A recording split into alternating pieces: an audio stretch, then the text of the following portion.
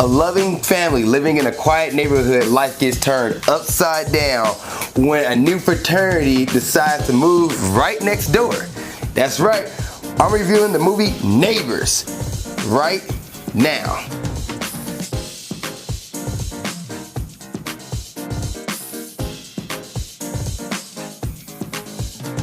What's up, world? Welcome to another episode of Movie Breakdowns. I'm your host, Ali Zakka, and today, as I already said in the opener, I'm reviewing Neighbors. But before I jump into the review, I do want to let you guys know that I do take requests. So if there's a movie you want me to watch, want me to review or break down, please put in the comment section below, and I'll get to it as best I can.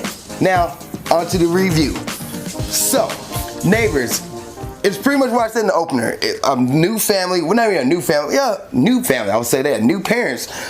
Kelly and Mac Ryder, they're new parents, and they have a new girl, and they pretty much try to grow her up and keep the family together, and pretty much dealing with parenthood and trying to learn how to be good parents. Well, while they're trying to be good parents and trying to also embrace the time they have when Stella, the baby, is sleeping, their neighbors, which is a new fraternity on the block, is partying up all night long. It pretty much seemed like every night they was partying, which is causing trouble between Kelly and Mac. So Kelly and Mac are trying to find a way to get the fraternity out of the neighborhood.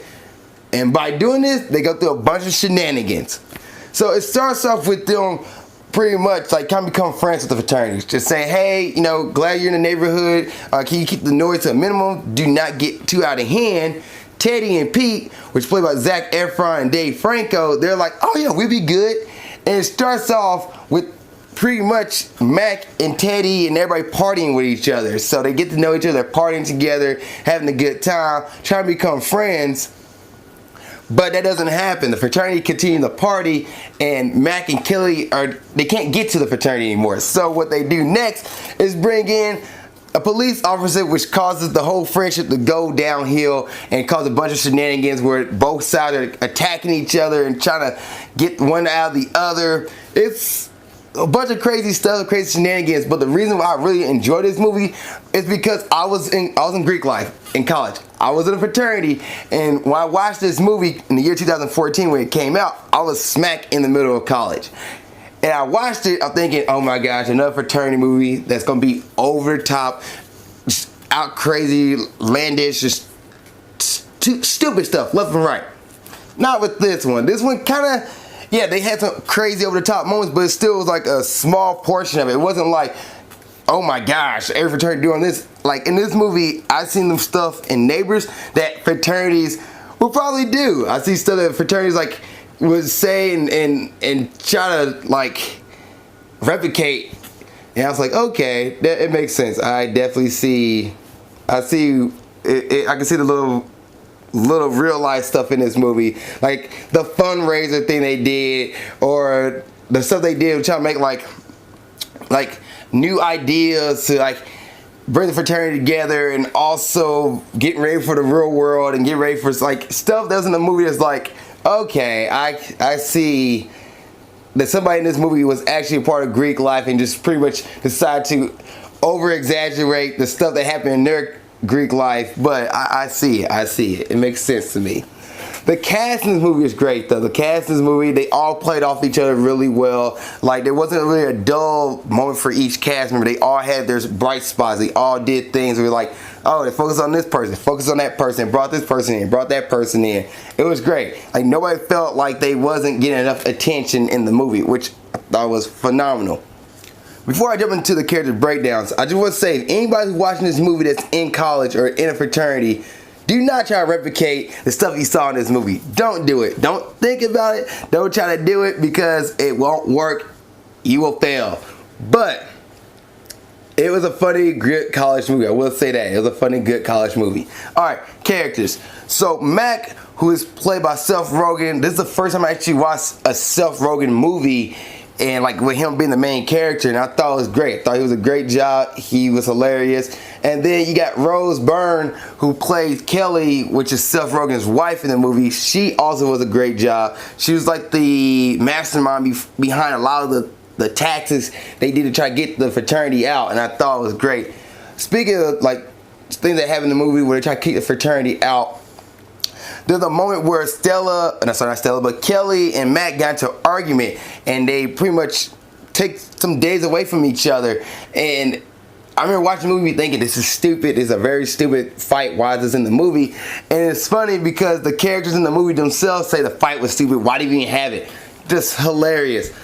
And speaking of two other characters, Pete and Teddy, who are played by Dave Franco and Zac Efron, they also had like a similar kind of interaction with each other where they got like into an argument. They had like a rhyming segment where they rhymed words with each other so they became friends again. And then twist on his head again when Zac Efron was like, we won. Why would you think rhyming would be a sign of friendship? And Pete, Dave Franco goes, like, I don't know, you're a good actor. I don't know, like, I thought we were friends again. The fact that he threw out that you're a good actor in a movie where they're acting, I thought it was hilarious. I was like, oh, I wonder if Dave actually wrote that in himself or that was an ad lib, whatever it was. I thought it was funny how characters knew how ridiculous the stuff that was going on in the movie was. So I thought that was kind of little funny little things there. But speaking of Dave and Zac Efron, Dave Franco in this movie cracked me up, especially with his Robert De Niro impersonation from Meet the Fockers or Meet the Parents, like both movies actually. It was hilarious. Like his expression of it was funny. I like just everything from the head mannerisms to holding Jinxie cat, like just goofy. And he did a great job. It was the first time, I feel like it's not the first time I've seen Dave Franco in a movie, but did a phenomenal job. And then Zac Efron, he was great. The first time I actually watched Zac Efron in a Disney movie, just a great job. I feel like there's a lot of firsts in this movie. Hannibal Buress is in this movie. It's the first time I recognized him in a movie, and he played the cop. He also was a funny character, and he had moments where like he had chances to shine. That he wasn't the main character, a very small minor character, but he had moments. This whole movie was great. It's a great movie. All right, so this is a Friday night movie.